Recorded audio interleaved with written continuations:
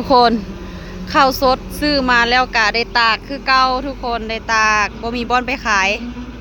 นะเทลงตากเลยบ่มีห้องสีใดเปิดซื้อเนาะมีแต่ห้องสีน้อยๆเปิดซื้อเขาเจ้ากะอบบ่ทันบัดนี้อบบ่ทันก็เลยได้ตากเขาเจ้าหยุดซื้อเนาะนี่ดีที่แดดแห้งนะดีที่ฝนบ่ตกพายุบ่เข้านะ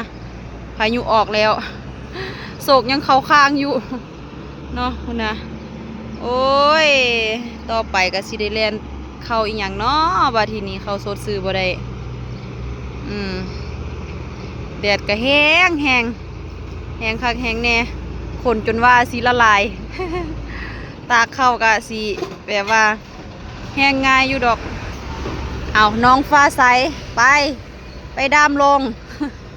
ดามลงตากได้น้อยได้หลายก็ตากเบิดอ่ะโอเค ย้ายไปเรียบร้อยแล้วบัดนี้โอ้โหสุดยอดเบากุ้ง